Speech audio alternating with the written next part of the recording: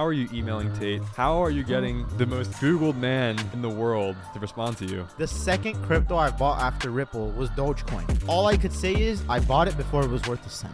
Instead of landing in Boston, we're going to turn the plane around and fly back and land in Rome. What? There was a point I was so close to actually hopping on an antidepressant. I had the pills in my hand. What is going on, you guys? Welcome back to today's podcast. We're here in LA and with the boy Shane. How you doing, bro? Man, I'm just happy to do this. Guys, Shane has a really cool history working with Andrew Tate as well as the Nelk Boys. We'll go into a little bit as we go down to this podcast, but I'm really excited to have you on. One of my good friends, Derek Wilmer, actually connected me with Shane, and here we are in his house. So yeah, we owe this to Derek. Derek's a real solid guy, and I'm looking forward to getting to know him a little bit better. Yeah, you guys will see that too, if it's not out already. A one-on-one with Derek and one of his boys too. But Shane, let's run it back. Give the audience a little bit of history of what you do and where you're at in your life. Yeah, absolutely. So first things first, I'm an entrepreneur and then I'm a producer full time. For the past year and a half, almost 2 years actually, it's just been mainly behind the scenes productions. So I've been blessed enough to work on some really cool, great projects that hopefully people are soon going to be able to see. You know, honestly, at this point, I can't wait. I remember last year saying like, in half a year, you guys are going to be able to see it. And right now it's been a year and I'm like, hopefully in half a year, you're going to be able to see it. So, you know, production can get so complicated, but you know, you gotta stick with it and you gotta work hard every day on it if you want to be able to produce a presentable product for people, especially considering the caliber of it. For sure. Yeah, Shane has a lot of stuff going on in the background, certain things he can and can't talk about. So we're going to do the best we can to make sure we extract as much information we can from Shane without crossing the border. We were talking about this.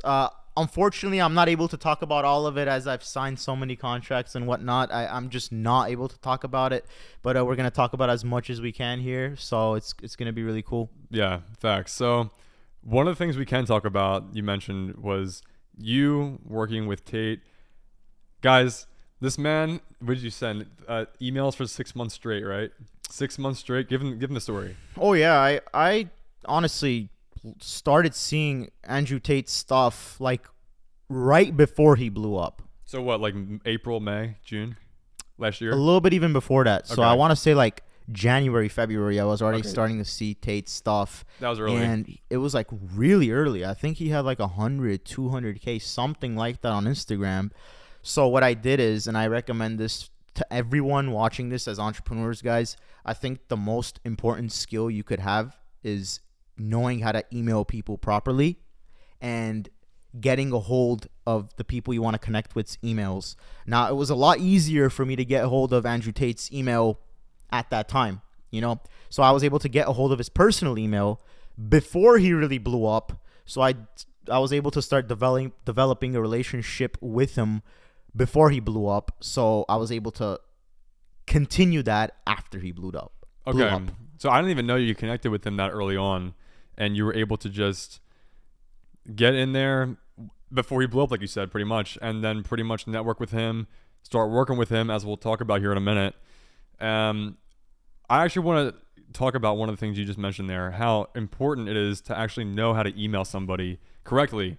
Someone that's already being blown up. I mean, what, he had 100 to 200,000 subscribers. Maybe or followers. a little bit more than that, but it's not at the level of. He was not the most famous person in the world at that time. Yeah, but he's still being consistently hit up by everyone. A lot of people. So give us some sauce. How are you emailing Tate? How are you getting the most Googled man in the world to respond to you? That's honestly a good question, and I got to ask myself that right now. But honestly, it's about treating that person like a regular person. Like, you got to put yourself in that person's shoes, and it's literally almost like a sales email, really. You know, I don't treat it as sales, but you got to put yourself in that person's shoes and consider, if you were them, what type of email would you want to receive, in a way. Don't make it about yourself whatsoever. Make that email about them. Do not make it too long. And you want to make sure, you got to also keep this into consideration. The lines, from my experience, that people read the most on an email is like the beginning and the end. So you don't want to have too much going on in the email. You want to catch their attention right away from like the first line, and you want to close it off well. Yep. Everything he said, I completely agree with, because I spent a long time doing cold emails, and I was complete trash at it in the beginning. And then, I learned certain things that worked, certain things that didn't work. And pretty much what Shane's saying, you got to say something to kind of reel them in. How are they going to benefit working with you or talking to you?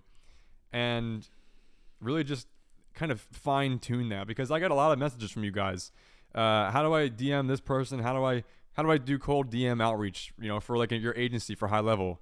Well, I have certain tips. I have certain ways where I've been able to get better at it over time, but clear, concise, adding value to them. Don't talk about yourself in the beginning, as Shane had mentioned, because they don't give a shit who you Honestly, are. almost never talk about yourself. Almost never. Keep it as little as possible, because it's not really about you in that position, in that point. Yeah. And Frank's been able to obviously do that very well. You can see Frank posted up with people like Gary V, Fresh, Sneeko. I believe I've seen you with Luke Belmar.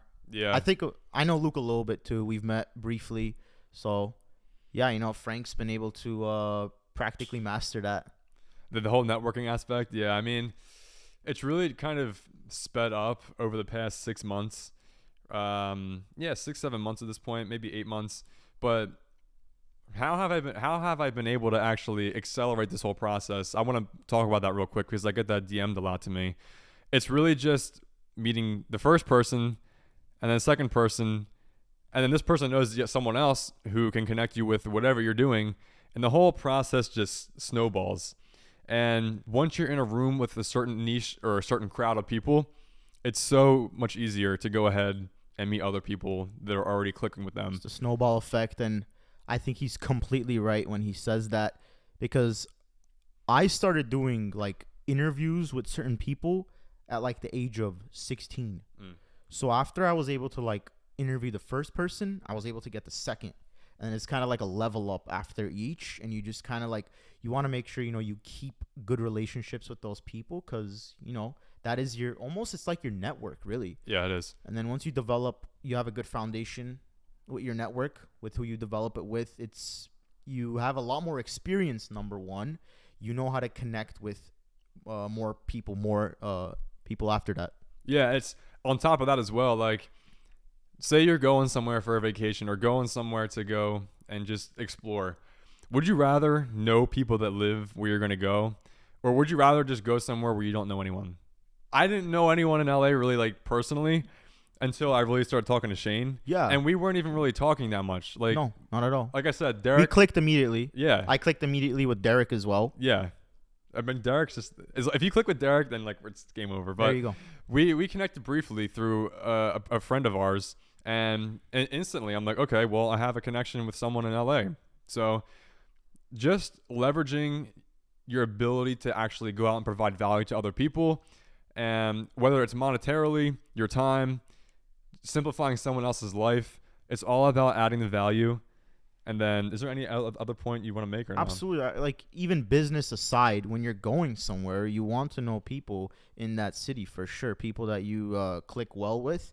Like, put the business aside. Just overall, the experience you're gonna have. Like, it's great that I was able to connect with Frank, and whenever he's here now, we'll definitely link. And whenever I'm in Miami or the New York, New Jersey area, I'm pretty sure we're gonna click there too. And like I say, in entrepreneurship, every little thing leads to the next. Whether it's a podcast, whether it's a sales call, whatever it is, no matter what you're doing, whether it's anything really, like me connecting with Derek led to this, and I don't know what this is going to lead to. Yep. Or, like, never look at something as, oh, should I do it? Oh, is it worth my time? Honestly, it's always worth your time, really, because you really don't know what it's going to lead you to next. Mm-hmm. That's what I could add to it. Yeah, and that kind of leads me on to my next point as well, how I wanted to jump into you doing a documentary here.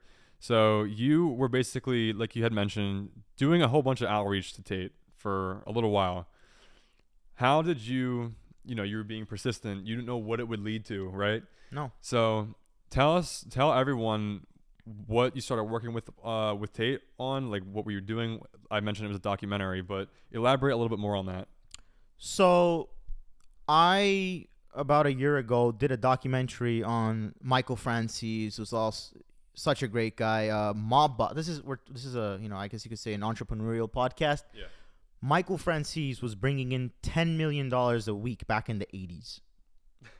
With inflation, what is that, like 40, 50? Something around that. So 10 million at that time. He was running the infamous gas scheme. If you guys look into that, we actually talk about that a lot in the documentary. So I was partnered with the National Mob Museum in Las Vegas, so we were able to make that. The reason why I bring that up is because, like I said, every little thing leads you to the next. And I started working with a few other companies after that, production related, behind the scenes related. After that, I was able to use that almost as like a part on my resume. Mm-hmm.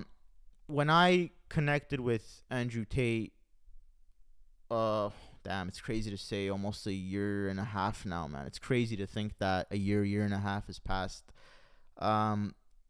Initially, all we were talking about is, here's some of the behind the scenes stuff I work on, because we have some mutuals. So it's easy when you want to, I don't want to say you want to name drop, but you do want to talk about a little bit. You want to make sure they know who you are and like who you have connections to. Yeah, if you have some mutuals, it's always worth bringing it up.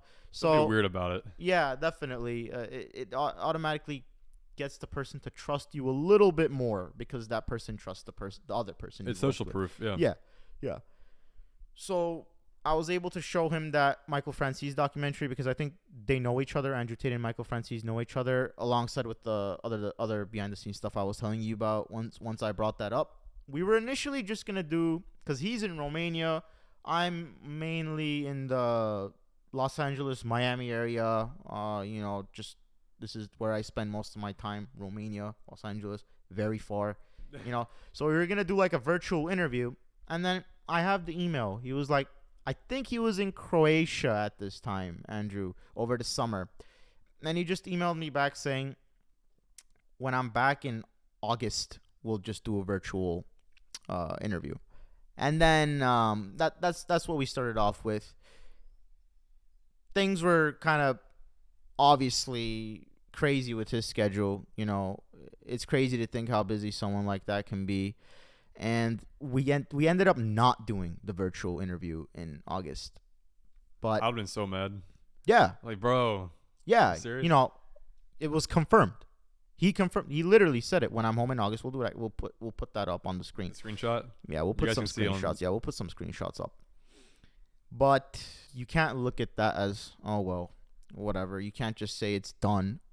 You take a sad song and you make it better. You see sort of an unfortunate situation and you stay persistent. You stay absolutely persistent. And I said, okay, what's another additional virtual interview going to do for this guy? Again, you got to put yourself in their shoes. What's one additional virtual interview going to do for this guy? This guy could just do his own podcast and do his own the emergency meetings he does with Tristan Tate. He could just do something like that. It's a lot easier for him, whatever. So I was like, you know what? Let's offer him something even more. We talked about doing a documentary with him, and, we wrote very detailed steps of exactly how it would work. It's never going to be like, okay, yeah, let's do it. Boom, let's go. I wish it was that easy. Yeah, it's never going to be that easy. But you stay persistent with it. You stay very, very persistent with it. And we provided some legitimate steps and a legitimate strategy of how everything would work. A few months after that, man, I don't remember exactly what month it was, but this is already more like 5 months ago. I'm talking 5-6 months ago. He was like, you know what? Start doing. He gave me, we'll put this screenshot up, but we'll block what he told me to start doing. He said, start working on this. Show me the outcome. And I'll fly you out to Romania. Isn't that crazy? Being offered to fly out to Romania with Tate, the most famous person. At this time, he was the most famous person of our lifetime. Like, above Trump, above Kim K. Everyone. That's wild. So, it's really crazy. Like, you just receive a notification like that on your phone. It's just like any other notification that you get. And it's like, well, you got it. Now it's time to get to work. So we got to work, and I was working for him for around 2-ish months, a little bit more than that. And we finished right around the time before everything went down with the Tate brothers. So like end of December-ish. Something like that. Or middle maybe. Yeah. And my last email that I've gotten from Andrew Tate, We'll throw it on the screen for you guys. we'll throw that on the screen, and it's crazy to really receive an email like that, especially considering like how big he really was at the time. You know, that wasn't an interview, that was like a full-on production. It was gonna be the full-on, and I think when Andrew and I were talking about it before, it was probably gonna be a Rumble exclusive, from what I know. Or I'm not exactly sure about those. We were discussing those. We're not exactly sure how it was gonna work out, but this wasn't gonna be like an interview. This was gonna be a full-on, unbiased, you know, literally raw documentary capturing exactly how things are with him, and it was dedicated to his father. It was called The Origins of Tate, and his father, Emery Tate, played a big role in that documentary, and I think that's what really That's probably what really wanted him to do it. yeah, that's what really drew Andrew to that project. So, and then we saw what happened with Andrew Tate and his brother and how things went down. So, will we reconnect one day in the future? I don't know. You know? Yeah. We'll see what happens, because we all know he's going through a lot right now, and it's really not that simple anymore with everything that happened. Yeah. Yeah, I mean, elaborating on that even more, I'm in a group chat with Fresh and stuff from Fresh and Fit, and he was telling us, because he was trying to get Tate on to one of our calls at like a one-on-one thing with our group, and he's like Shane just said, it's not that simple. Like, Tate can't talk online. He has certain rules he has to follow, and I think if he were to violate them, it wouldn't be very good for his situation. I think he just needs to get out and get done the house arrest, however long that is. Is it 30 days? I don't even know. Well, I think it's until his trial is over. Is it? No? Okay. I believe so. And again, Fresh is someone that's a lot closer to Andrew than I am. You know, he obviously trusts Fresh a lot more than me, and he can't even do Fresh's podcast yet or anything like that. He can't do anything, yeah. Yeah. But I thought that was really, really unique when Derek told me that you were working with Tate. I'm like, bro, who's Shane? Like, how is Shane pulling this off? Because everyone starts from the bottom, right? Yeah, unless I started from the absolute bottom. Yeah, unless you're born into it. But most people aren't, right? So it automatically intrigued me to learn more about Shane, how he's doing certain things, how I can also explain how I'm doing certain things to him. I'd love to hear it. Yeah, and how we can go ahead and just elaborate on certain things we're doing in our life, because we both, I can tell, really like networking with new people and just leveling up, sharing skills, sharing information, and then, of course, sharing it with you guys. So I've asked you some questions regarding what you got going on, what you've been doing. Do you have any questions you had off top of your head before we started recording? Really, to be honest, him and I really don't know too much about each other before this. Like, this is pretty much as raw as it gets. Yeah. Like, the only difference is that we're holding microphones in our hands. Yeah. Other than that, this is just me and him getting to know each other. Facts. So, how would you introduce yourself? So now, because you are introducing yourself. Yeah. So for those of you guys that are new to my channel as well, of course, I record software tutorials, lifestyle stuff as well, and I do like to sprinkle in some podcasts with some cool guests, and just share a lot of information, a lot of valuable information with you guys. So that's how I'd introduce myself. It was funny earlier. We were in the Uber going to Bel Air to go check out the Old Ignite House, and the Uber driver was like, because our boy Mitch here, who does all the camera stuff and the sound, he takes all my content for you guys that don't know. But Mitch is a G. Yeah, Mitch is a G. Shout out Mitch behind the mic. If you guys saw how well he set everything up here, it's really not as simple as it seems. No. You know. But yeah, we were hopping in the Uber, and Mitch always carries the camera around. It's glued to him pretty much, because we're always trying to get content, whether it's for Instagram, Shorts, YouTube, whatever. And the Uber driver was like, "Are you guys YouTubers?" And I was like, I didn't answer. Well, and then Mitch was like, "Yeah, we're YouTubers. we're influencers." And the guy was like, "Oh my gosh, I have influencers in my back seat." Like, there is a lot of those here. There's a lot of those influencers, especially wannabe influencers. That's why I would never consider myself an influencer or anything like that. That's why I didn't really want to say anything, because to me it's cringe saying, "Oh, I'm an influencer." Yeah, that's really weird. Yeah. Or I know those people that pay to be verified. You know. The meta verified now? Yeah. Yeah, Or that's a whole Twitter different Blue, thing. you know? That too, yeah. But I think that, am I an influencer? I don't want to consider myself that. I just make, like I said, videos for YouTube, educational videos, as well as mindset, podcasts, lifestyle. So I got started. I think I explained this on the Sneeko podcast, but I'll give you guys a quick recap for those that are new. Go watch the Sneeko podcast. Yeah, of course. If you haven't watched that, watch that after this video. But I'll give you the quick version. Grew up, 15 years old. I want to start trading stocks because it's actually funny enough. They live here now. A lot of the FaZe guys from FaZe Clan, they're the ones that made me think all this is possible. They're like kids from high school back in the day, back in 2014, 2015. They all graduated high school. They all had their YouTube channels. They were literally playing Call of Duty and getting paid a stupid amount of money, and all living together in his house, making cool content. So I was like 13, 14, 15 at the time, absorbing that information and understanding it's possible to actually build outside of a regular job. So that's what got me into stocks, because to me, I was like, I'm not going to be making a shit ton of money playing Call of Duty. I did get good at Call of Duty, funny enough. Oh, I did too. What's your favorite Call of Duty? Black Ops 2, dude. Black Ops 2? Yeah. I'm going to go ahead and say Modern Warfare 2. Okay, that's fair. And Black Ops 2 is tied because of the zombies. Yeah. So the zombies is fire. Modern Warfare 2, Black Ops 2, those are the best Call of Duties ever made. Facts. Sorry, we just have to get that out of the way. If anyone disagrees, y'all need to stop watching. Yeah. But yeah. So I started trading stocks when I was 15, 16, learning it. I was not good in the beginning, because you're not going to be good in the beginning, of course. But I opened an account under my dad because I was underage. Spent time learning, spent time finding good resources, and just learning technical analysis to a certain extent. Then I eventually went into crypto because I was like, bro, crypto. You can make a lot more in crypto. I never did stocks, but I did do crypto. And honestly, crypto is responsible for a lot of the things that I was able to do, because you can't really do too much if you don't have any type of financial resources to help for you to be able to work on some of the things you enjoy working on. So yes, you were saying? Exactly, yeah. So I had some money from stocks, and then I jumped into crypto, and I got in before the 2017 run. And then way back. Yeah. So I explained this on the Sneeko podcast, but basically I ran that 2017 run up, and then I wrote it back down because I was new to the crypto game and I didn't know what these crazy cycles were.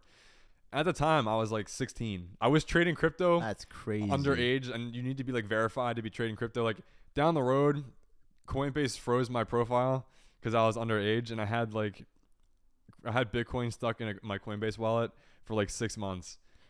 So you know what I bought at that age? You know what I bought? I wasn't in as deep as he was with crypto at that 16-ish age, but I bought Ripple. Yeah. Yeah. I bought more than I should have. I still don't know where that is. It was on one of those like weird exchanges. Man, those BC exchanges a lot before the new ones came in, and it's so hard to log into those, if you know what I mean. Like, when did you buy it? It's so complicated. So this would have been 2017-ish, 2018-ish, something. Was it before the bull run or after? Man, I think right around that time where crypto was picking up for itself. And I remember there was honestly the only cryptos around were Bitcoin and Ripple. So people, the cool ones, the ones who wanted to who were like not how should I say it? The cool people were like, no, not Bitcoin. Buy Ripple. Ripple's gonna outdo Bitcoin. So I don't know why. Like literally, like no logic behind it. I just bought Ripple because some people told me buy Ripple. Okay, so yeah, bro, because it was Bitcoin, Ethereum, and it's XRP, Ripple for XRP. Honestly, I said Ripple because I forgot. Yeah, it's all good. Yeah. But yeah, I remember back then a lot of the things were obviously way cheaper than they are now. But yeah, that's basically my whole come up. And then fast forward a little bit, now I'm pretty much doing software stuff as well. I've been able to build a foundation for myself, thank God. But now I'm like, okay, well, let me diversify and actually build something that has more income, because crypto is like all like this going up, and then things go down. It's good, right? But you're not building anything with crypto. Yeah, it's just like spurts of a lot of money. there's no like sustainability unless like you have like a ton of money staked. It's almost just luck in a way. You're not building any type of valuable, network or anything like that. Or you're not. Okay, this sounds kind of cringe. You're not building an empire with crypto. You're really not. No, it's only one piece of the puzzle, really. Yeah, one piece of the puzzle. Because I wanted to talk about this with you and as well with one of another guest I'm gonna be talking to regarding. Yeah, some really cool guests on the way. I'm excited for him. Stay tuned, guys. Yeah. But one of my lowest points mentally was right after the entire bull run of 2021, and after I got my brand new supercar. That was one of my lowest points. Got a brand new supercar? Yeah. What was it? The Lambo? No, it was a Aston Martin Vantage Roadster. That is my favor't car. No? Aston Martin. Aston Martins are my favorite. That's something I'm looking forward to purchasing in the future. I'm gonna credit that to James Bond. There you go. When I was a kid, I've watched all the James Bond movies, and I literally wanted to dress and to drive exactly like James Bond. So Aston Martin's always going to have a place in my heart, and congratulations on that. That's freaking amazing. I appreciate it. But I remember I was in between that or a 570S McLaren, and the McLaren is just too crazy. Like the doors going up. Too many problems, too. Yeah, that causes too. way too many problems. That too. But yeah, so back what I was saying, I was pretty much the most unhappiest I had been in regards to where I was at. And that was like the highest I've ever been in the most like a lot of ways, like foundational wise. But it just shows that, like I mentioned, it's only one pillar of success, because back then I didn't have the networking skills. I was more unhealthy. All I had was just some extra money. Digits. Yeah. That's really all it is. Money is, look, money by itself is not important whatsoever. Yeah. I don't care about money by itself whatsoever. It's just the opportunities money can get you. And like, again, if you look at money, it's either digits or paper. Both worthless, pretty much. Both are worthless. They're not backed by anything, the only reason that I like money, or that I think you like money, is the freedom it could buy you. That's it. And how you're able to not only help yourself, but you're able to help others with it. You know, if those people that get greedy with their money, or you know what I mean. You're it's all about just developing good experiences from it and helping others who are in need. Yeah. That's all money really is. It's just a tool of freedom and a tool of being able to just express how you like certain things in life, as well as helping other people, and just being able to get up and go somewhere. Like, this is a business trip, but like last month I went and got up and went to Miami for like 3 days for fun. Yeah. And like how you were just able to come out here. Yeah. Talking about crypto again, regarding just Bitcoin, Ethereum, Ripple. We got shit coins. There's a whole bunch, right? They just had one 3 days ago. It was created 3 days ago, and it starts with a P, right? It was called Pepe. Pepe, yeah. Some guy made $1 million, right? It went up 1,000,000% in like a couple days. Like, where are you gonna find that anywhere else?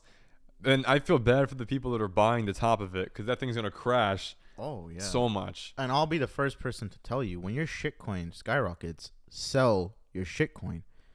I cannot even begin to express how much money I've lost because of shitcoins. But shitcoins are also able to, help me out a little bit. As I mentioned, Ripple was the first crypto that I bought. And as crazy as this is, the second crypto I bought after Ripple was Dogecoin. Literally, no logic behind it. There was no logic. There is no logic behind Dogecoin to begin with, so it can't be a logical decision. So all I could say is I bought it before it was worth a cent. That's what I could say. I bought it before it was worth a cent. No matter how much you buy, if you buy it before a cent, you're going to make a lot of money. The return is always in the beginning when it's closest to zero. It's obvious. So I put in an amount I could lose, because I heard people talking about how if this thing hits $1, you'll be able to cash out insane cash out. And I was like, okay, whatever. I'll put in X amount. Not a whole lot, but also not a little amount either. Not more than I should have. So I put it in, and I saw that it went above a cent, and I'm like, should I take this out? because I mean, I've already made like I think I want to say like a 20% return on the amount that I put, 20-30% return, maybe even 40-50 at that time, just because of like there was like a little bit of a skyrocket, and then it it went down and it kind of just fluctuated like this, and then it went back up. I got it, and then I was about to sell it, and then I heard about Elon Musk talking about like promoting it and everything, on and like he was CNBC or he something. was telling people to buy Doge. I'm like, wait, if the richest, most successful man in the world is telling you to buy it, he might know a thing or two about a thing or two. So I was like, whatever, I'm gonna leave it. If I lose this amount, it's not gonna change my life. But if I make it, it will probably change my life. They're the best investments. Where the risk to reward is there. Yeah, the risk to reward was never heard before, right? Yeah. Dogecoin was the first time where like risk to reward ratio was like you could literally put in like $50 if you put it in the right time. Your reward could be in the thousands, Yeah. and if you lose, it's $50. Exactly. So I watched that thing go up all the way to 70 cents, and I was looking at an insane amount, like an insane amount. And I was like, I think that was right around the time where Elon Musk was talking about how he's going to promote it on SNL. So I was like, okay. I remember that day. So I'll keep it until then, because there's no way it's going to go down. And it went down. It did go down. I remember that. That was during the summer. Yeah, it was right. I think it was around May. It was like right before the summer, around that time. It did go down. And till this day, I wish I took out all of it. I took out some of it and I put it into Bitcoin, and that's how I got some Bitcoin into my hands, and I bought Ethereum and stuff like that. And then overall I'm still up. I really am up. I haven't lost, but I made again the same mistake with Sheeb. Dude, it was another one. Another it was like dog shit coin. You just listen to people on Twitter. Crypto Twitter is a weird place. Yeah, just sometimes you want to get off of crypto Twitter, honestly. Like if I just sold, like, okay, honestly, the amount I was looking at for Sheeb was more than the amount I was looking at Doge. Like, I was ready to ride that thing, but I should have sold Sheeb. I'll tell you that much. Yeah. So before I chime in here, what is a lesson that you could take away from that whole experience? It's really not like a real life experience, to be honest. It's one of those like things that has never happened before. Like, we've never seen what happened with Sheeb and Dogecoin before, so it was just like this. It was like a joke more than an experience. Like, it really did not feel real. When they talk about the Matrix, this shit was out of the Matrix. You're putting in a few $100, and some people were literally turning in $100 to $1 million plus. So it's like, what can you learn from that experience? Okay, but honestly, the answer is don't get greedy. Yes, don't panic sell. Don't be a pussy. You gotta have diamond hands, not paper hands. But at the same time, don't get greedy. If something looks like it's too good to be true, then it is. Yeah, I was gonna bring up that point of not being greedy, as well as this is for any sort of market really, but especially ones that are more volatile like crypto. It's always important to take profits. This doesn't mean you got to go and take everything out when things are pumping up, or take everything out when things are going down. This is a major, major turning point I learned along my career of being able to invest things that are more of like a short term or like a swing kind of position. You always usually want to try and keep some money in, and always take profits out after, or I sometimes take them out before they hit my targets, because I just want to be protecting myself. So you did what I did as well. That's what I was going to ask you. When you said you were in a low point, did you just get a little greedy and not take your profits? It wasn't. No, when I was at a low point, I had a lot of stuff going on for me in terms of money and stuff. Yeah. My low point was mental. Oh, it was just mental. It was just mental, because I didn't like where I was at. Like, I had certain stuff set up. I had a cool car, but my mental perspective and my mentality was just not there. And like I said, I was unhealthy. I was like really skinny fat. You were skinny fat? I was like skinny fat, like really bad. Like, my face was like really plump. Bro, I was eating Chick-fil-A 3 to 4 times a week. I was pulling up to the Chick-fil-A drive-thru with the top down and the Aston. Oh yeah. And all the Chick-fil-A workers are like, oh, it's the cool car guy. Like, it You go in there twice a day. bro. No, it's bad. Yeah. It was bad. I get the protein one. What's the healthy one at Chick-fil-A? The grilled one. Dude, I don't even go there anymore, so Oh, I couldn't yeah, even tell you don't go there anymore. I don't even Okay. go there anymore. Yeah, PTSD from Chick-fil-A. Yeah, pretty much. But bro, I was gonna elaborate as well. Like, take profits, be grateful, because profit is profit. Whether it's $100, $500, $10,000, guys, trust me, taking a small profit for $100 is a lot better than losing just $100. Absolutely. And like he said, be grateful. Honestly, be grateful. And when you're getting successful, don't forget God. That's one thing I've learned, man. Like, I've noticed it. Like, when you're successful, when things like, because even for me, it's been so up and down. Like, you know, you're riding high in April and then you're shot down in May, no matter what you're doing, you know, not just crypto or stocks. Like, It's life in general, yeah. when you're going up, you kind of forget about the time you were struggling. You know, you got to be really, really grateful, and don't forget God when you're in those positions, because it could get taken away from you really quickly. I want to elaborate on that as well, because something that really actually helped me turn around that low point in my life was actually journaling and writing 5 things that I'm grateful, like every day, no matter what. That's great. This is something I was doing. I still do it, except when I'm flying and stuff, because I don't have enough space in my bag. But I always write 5 things I'm grateful for, no matter how good or how bad the day is, because it always helps me keep my mind focused on a lot of the things that are already good in my life. So it's easy to get caught up in stupid stuff and blow it way out of proportion. But guys, if you're ever going through a hard time, honestly, be grateful that you're going through it, because it will make you stronger, and it actually will build character to actually help you get through even more difficult things when life just unexpectedly happens. He's completely right. And when he was talking about, pushing through a hard time, like, if you want to achieve great things and reach very high levels of success, which I strive towards every day. I'm not there yet. I strive towards that every single day. It's going to be a lot harder than it is going to be easy. Like, you can't pray and ask for an easy life if you want that. You can't.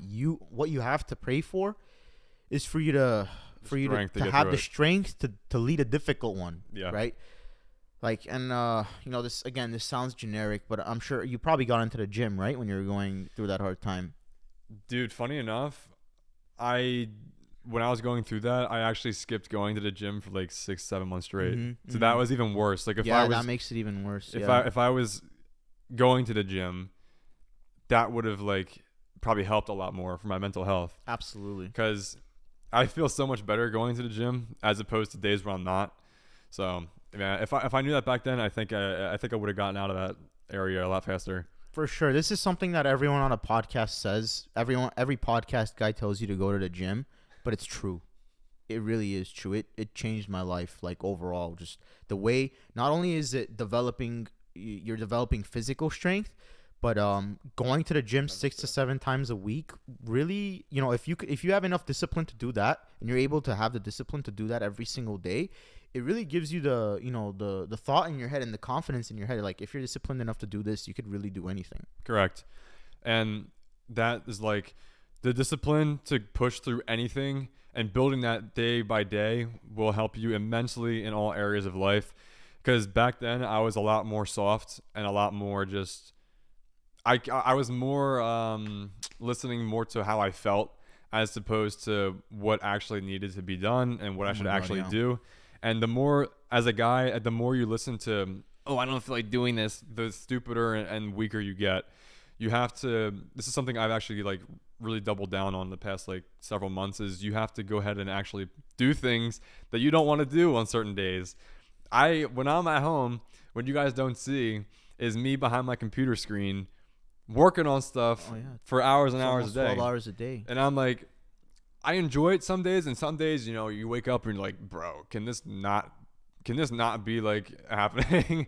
But those are the days where it's most important to double down and really push through, because I've had experiences, it's kind of weird, but on those certain days where I'm like, man, I don't feel like doing this shit, those are usually kind of breakthrough days in some way or shape or form. That's been my experience, at least. in the past, when I've just completely just given into how I feel and not do something, I just feel even worse because I'm like, man, I'm not doing what I need to do. So, do you have any thoughts on that? I completely agree with everything you said. Really, all I could say is that I agree with that.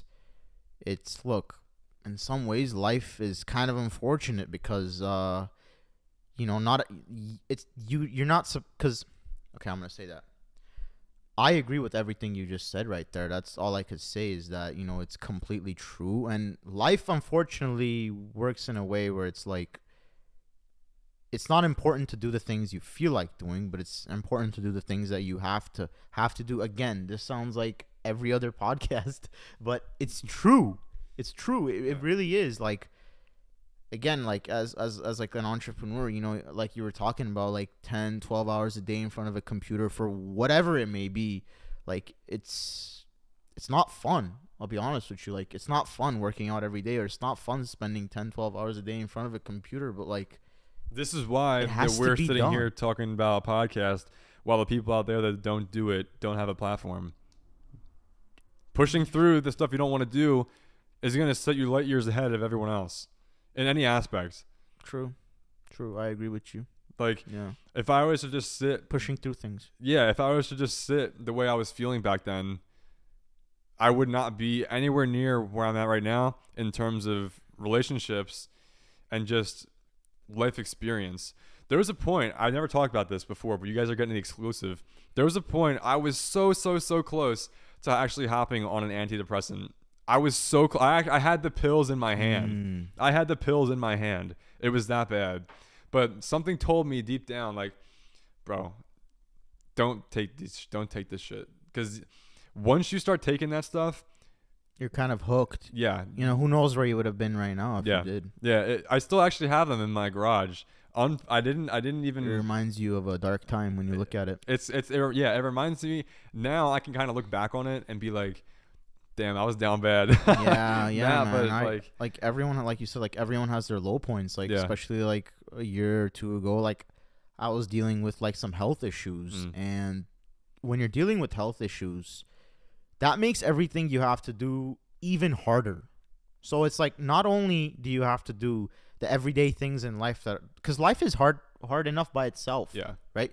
And when you're dealing with health issues that are not a lot of people could relate with, really, of course, there's people in this world, lots of people in this world dealing with health issues, but the everyday person can't really relate, or even your own family members and friends, when they can't relate to what you're going through. It's not like people don't have less expectations of you. They have the same expectations of you, but you're dealing with like some physical issues. Yeah. The only way of overcoming, in my experience, and I was fortunate enough to overcoming physical issues is by strengthening your mental, ability. Like, you're strengthening your mind was the only way. No types of medications or treatments. I had like a surgery or two a few years ago, and it was literally all the same until I was able to develop mental strength. If you guys are picking up on this, everything is mental. No matter what you're going through, your perspective and your ability to pursue through difficult times is what's really going to make you stand out amongst an older version of yourself or other people that are going through a certain situation. It's all your perspective. It's just your mindset and your ability to just push through the hard times, because if you're not able to do that, you're going to wind up falling off and probably getting to an even worse position than what you currently are. And I don't think anybody wants to go ahead and do that. You're dead on. Yeah, but enough talking about this weird, sad stuff. Yeah. This got like sad. It got kind of dark. It got kind of dark. Got pretty dark. We were talking about crypto, and then we're talking about just like mental depression. Do a shit. lot of crypto people have mental health issues? I don't know. Probably. Yeah, I'm asking that. I don't know, honestly. Yeah. I really don't know. Yeah. Huh. I don't know. Probably. I swear everyone nowadays has like mental problems. Yeah, because life is hard. Yeah. Life is hard. Like, again, to close the subject, if you're going through mental health issues, it's not there's no shame in that. Life, and it depends on person to person. Some people have it a lot harder than others. I do believe in certain privileges. Some people are born with certain advantages, and some people are born with certain disadvantages in your life. like like we were talking about with Justin Waller, who's a great guy, great entrepreneur, one of the best people I've worked with, really down to earth. Like, he was dope. I met him at a party, and he was like, shook my hand, looked me in the eye, and was like, really, really good dude. Genuine. He's a solid guy. Yeah, like, you don't choose your family. You could choose your friends, but you're not able to choose your family, and that how big of a role that plays with whatever you got going on. Like, some things you're just put into certain bad or good positions in life, and you gotta just work with the cards that you're dealt with. Yeah. And one last point too, like, because there's probably some people out there like, oh, you're discrediting medication, you're doing this, doing that. Guys, I didn't do any medications, but I did also go to therapy for like 2 months, and it was, in my experience, really stupid. Honestly, like, I was talking to this person, I didn't feel comfortable enough to actually open up how I was feeling with them because they're a stranger, and they just gave me the most garbage advice, gave me some like exercises to do like on my free time. Like, at the end of the day, in my perspective, the only person who's going to help you is yourself. I've because you know yourself the most than anyone else besides God. He admitted to going to therapy, and what I'll say about therapy is, in my opinion, I think it makes things worse. I do too, because it makes you ruminate on your problems more. I've tried it too for certain reasons that I was kind of talking about, the health related issues and whatnot. Like, you're literally sitting in a dark room dwelling about your life. Like, you're making it makes it worse. Constantly talking about negative things. There is legitimate, like, real life energies and like all kinds of like, things going on in the universe, and constantly talking and thinking negatively literally attracts it. Yeah. And it'll keep you in that loop. A negative and a negative in math make a positive, but in life it doesn't. Yeah. It's true. I mean, maybe you guys out there watching are going through something similar. Maybe you're at a low point yourself. That's why I really wanted to have this conversation and kind of just keep going deeper and deeper and pulling the layers back, because I want to try and provide some value to anyone listening going through this. But at the end of the day, like I said, the more you think about it, the more it's going to absorb you, or really just become your reality, right? Like, I was always thinking about negative things back in 2021. And then I decided over the course of a month to start reframing my mindset to more positive. And that was one of the main things how I really got out of my negative mindset and ability to actually really start leveling up at a fast rate. So for anyone watching, I really just urge you to really just, it's going to sound bad, put the pressure on you, hold yourself accountable, and realize that no other person in this world is coming to really save you, especially if you're a guy watching this. Like, no one's coming to save you. Absolutely. We have it the hardest. You can only save yourself. Yeah, we have it the hardest nowadays, I believe, in the modern world, because a whole bunch of things in society are set up to really, like, not really care about, like, young guys' needs or guys' needs in general. And how hard it is to get girls. Yeah, that's let's jump into that. Yeah, let's jump into that, because that's a whole plays different a big thing. Part in every guy's life, right? Yeah. Everyone watching this obviously knows how important it is to do whatever in that realm. Yeah, it's literally, like, honestly, like, at the end of the day, it's kind of all about the girls, right? At the end of the day, I mean, okay, this kind of sounds stupid. It goes down to a biological level. But imagine, like, would you be grinding as hard if you knew that, like, you're not gonna get girls? And like, imagine girls didn't exist. Obviously, that's impossible. But, like, like, doesn't it make you work harder? For sure. I mean, like, in the current world that we live in. Yeah. You don't, like, unfortunately, it's not how it used to be. You don't just, like, oh, you meet a nice girl and then, you just, no, get like, married right away. Bro, this world is so fucked up. Like, there is guys flying out girls and putting them on yachts, with, like, Instagram. Instagram's a dating app, like, correct. It's like the competition is so messed up. So, like, like, you gotta work extra hard, especially, if you're not, like, fucking 6'4" and you look like a supermodel. Like, yeah. It's so much harder. Yeah, it for sure is. I mean, like you said, the entire marketplace is globalized now. Girls are being hit up that live in San Diego, LA, being flown out to Dubai by Yeah. some guys over there. Like, this is my perspective, right? You're either, this is going forward, right? Going forward in history or the future. You're either a somebody or you're an absolute nobody. And there's no in between. You think that's gonna happen in the future? I strongly believe it's already happening now.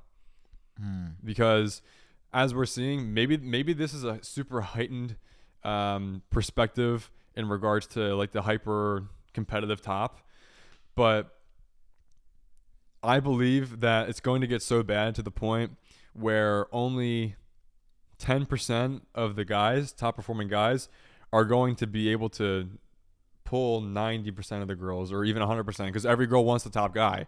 So honestly, in cities like the one we're sitting in right now, Yeah. you're right. It is like that. yeah, but Like in Los Angeles, it's like that. In Miami, it's like that. Yeah. You know, maybe Manhattan, New York too. For sure. It's kind of like Any that. big cities. Yeah. All these big cities, it's like that. yeah, that's why I believe it's going to continue to get worse over the years. Because we've been seeing it for years already. So why would it stop anytime soon? Why would it not get crazier? Why would the girls just be like, you know what? I'm going to give this guy a chance. He's only making $80,000 a year.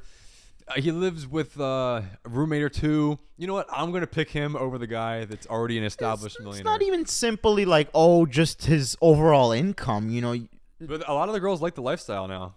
unfortunately, yeah, some girls do, but you got to at least look like you're working towards The ambition. the girls have to see your ambition. They have to see it. You know, not everyone starts off. Most people aren't even making 80,000. You know what I mean? Like Exactly. That's my so, point. So it's like it's not strictly like how much you're making. You know, you gotta be able to stand out. You gotta be able to. It's not all about, like we said, it's not all about money. You gotta develop a big personality. Is what Yeah. it is. You know, I'm not saying like clout or money. Yes, those things, unfortunately, in the world we live in help. But, you know, it's about developing a big personality and showing that you have big ambitions. I agree with that. And I think the saying is, well, I'm actually taking this from First Man, who's another YouTuber. Shout out to First Man. If anyone knows who that is, shout out to you. He has something called the Straight 7 system. And he says, I would rather be a 7 in all categories than be a 10 in one or two of them. Because you want to be a well-rounded individual, not just have money, not just have height or looks.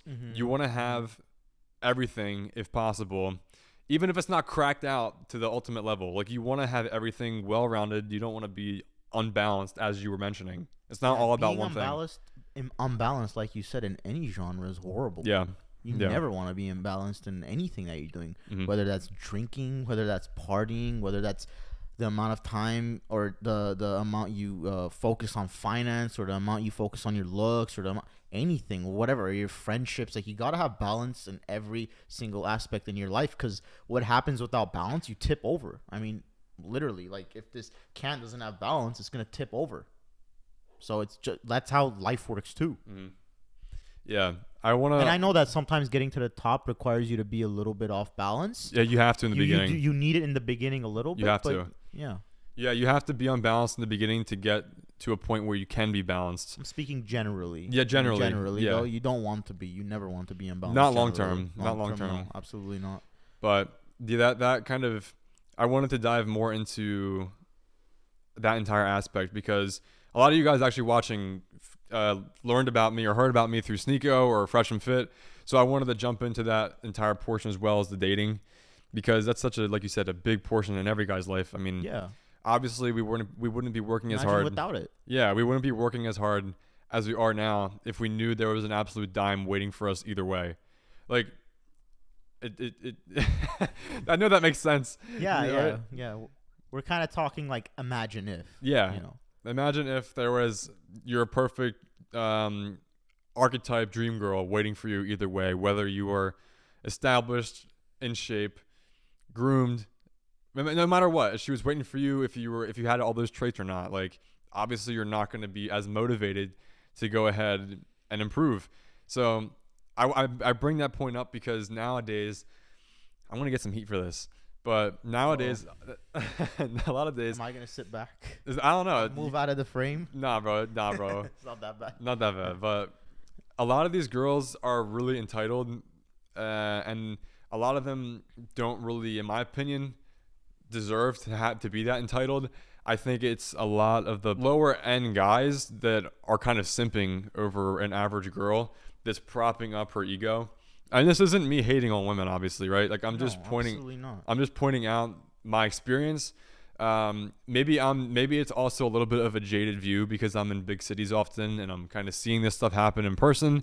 I'm seeing it happen to certain people I'm friends with. Though it's screwed up. Yeah, but I think there's no denying that that's a fact on any level Of our generation and social media, because like women develop certain standards because one day if some guy, credit this to social media, one day if some MLB player, NHL player was bored and they happened to DM some girl that they just happened to come across, once that girl gets a DM from an MLB or an NHL or NBA player or whatever it is, that girl develops a certain standard and that becomes her standard. Mm-hmm. You know what I mean? And that ruins it for the rest of us in a way. Yeah, it ruins it for herself too because because she thinks she deserves that tier guy for a relationship when all these guys want and all we really want is just a hit and dip. But I have a really funny story about this regarding girls being contacted by sports players and stuff. So there's one of my friend's girlfriends, she has an older sister who has an average Instagram. She's not smoking hot. I'll leave it at that. She's still above average, of course. But a guy on the Raiders, he slid in her DMs. He's in Vegas. She's in New Jersey. He said, yo, come out to a Raiders game. I'll get you good seats and we'll hang out. That's so cool for her. What do you think she's going to say? That's so cool. Obviously, she's going to get flown out and go to Vegas. And what do you think they're going to do when they're in the hotel room by themselves or at his place by themselves? Long story short, she made several trips out to this guy, casually hooking up, and then he just stopped talking to her. So that's pretty much just the entire gist of where we're at. This is like larger scale too. Like this really isn't happening too much yet. It's messed up from both parties, honestly. But, yeah, I believe it's both ends that are kind of causing that issue. Yeah. But I had a funny story about that. I wanted to share that with the audience because I thought that was funny story. First-hand experience right there. Yeah. That you've had. Yeah. So I'm not just regurgitating some stuff I'm hearing from other people. On the ride over here, I mentioned something to Frank, and Frank was like, "You know what? Save it for the podcast." And I never heard this story in full yet. Yeah, I was telling Frank because I fly a lot, and I always manage to get myself winded up into certain ridiculous situations, and I feel like, I attract a lot of good things, but at the same time, with attracting a lot of good things, you attract a lot of weird things and a lot of crazy situations that, I could talk about for days and days. But one thing I was talking about was how I've been in an emergency plane landing type of thing before, and it was just like a scary experience, that I remember. But let's try to make a funny story out of it. So this is like a little while back. I was with my family and I was flying from Rome to Los Angeles.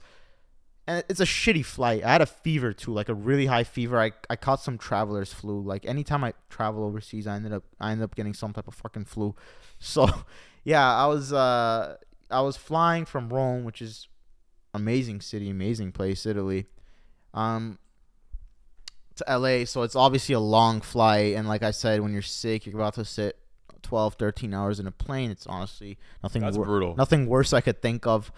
So, we're on our way back, and we're like 5-6 hours in. I haven't slept a second. We're like touching like the Boston area almost. We're like across the Atlantic.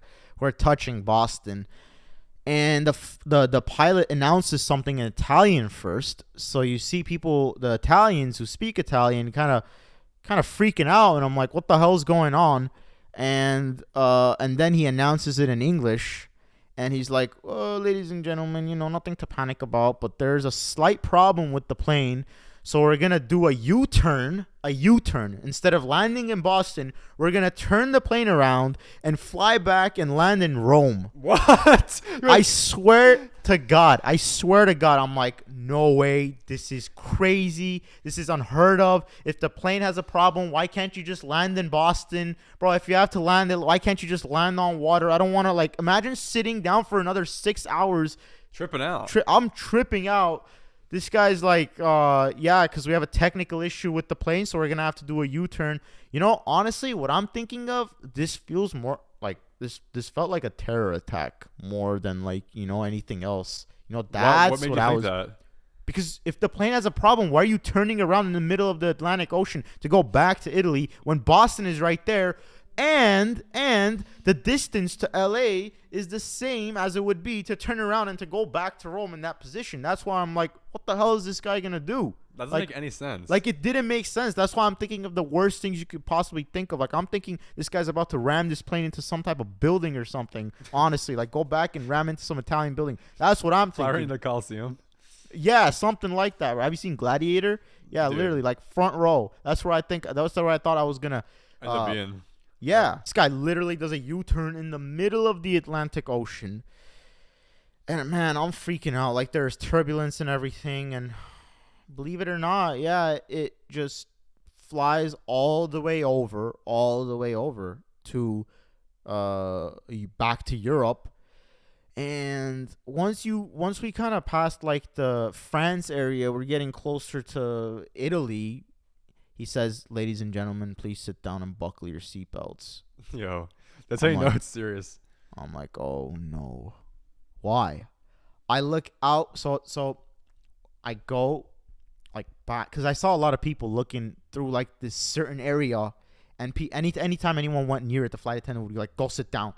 There's gas leaking from the plane somewhere. I have that video. I honestly Was it just spitting out? Yeah, just spitting out. So I'm like, honestly, if I'm gonna die, I'd rather take a video of it, hoping if I don't, I'll have that video for the rest of my life. So I just see gas leaking out. I sit down, and at this point, I'm just kind of like asking God to forgive me of my sins, so if I die, I could make it to heaven. Because I hadn't prayed in a long time, and I was like, if I'm gonna die, I'd rather go to heaven than hell, really. So yeah, we ended up landing. Was it a smooth landing? No. Very rough, bumpy, bad landing, but we ended up landing, and my fever had gotten higher up at this point. I bet. So it's like, okay, guys, you're in Rome. We're gonna fly you guys back tomorrow. So fuck, I just flew 12 hours for nothing, and tomorrow I gotta fly another 12 hours. So they take us to some, like, very random hotel because the airline has to pay for all this. They're paying for all the people to stay in that hotel. The next day, they take us to some hotel, and they're like, okay, we're flying you guys back the next day. I swear to God, they put us in the same plane. I was in the same seat, same plane. And, yeah, we did the whole 12 and a half, 13-hour flight back to Los Angeles. And then while we were over Houston, they were like, okay, guys, the bathrooms are having a problem. So if anybody, I swear to God, if anybody uses the bathroom, we're landing this thing in Houston. No way. Bro, so, you kind of, like, put me off the flying to Europe right now. Oh, yeah. No, I think it's a good experience. Like, going through the flight. Like, yeah, if this happens to you, you'll be able to tell a good story out of it. But it's not. Yeah. Because things like that only happen to me. Do you have any other final questions, final points you want to bring up to wrap up the pod, or what's up? Honestly, I just had a good time doing this, and I look forward to doing many things with you beyond this podcast. Because, like I said, I'm gonna say this again, like a broken record.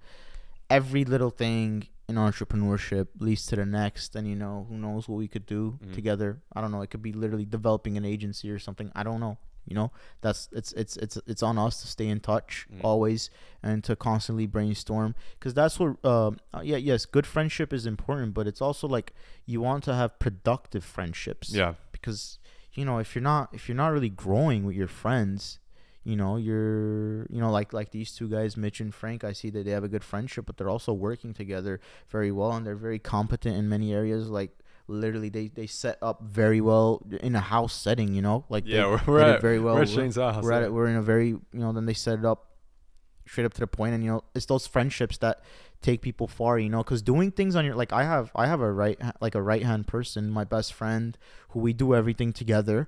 And, you know, you realize that it's so much harder to do everything on your own, especially So when much harder. because when you're like because like obviously when you're working on things, you think about things so much, you know, especially when you're working on big projects, you overthink to make sure you never mess anything up. And to have someone like that by your side to go over everything with, to ask for advice, to help, you know, to grow together, to not only, you know, make your relationship better, but it's the experiences and the growth you develop together is what I think is called true friendship, which eventually becomes family.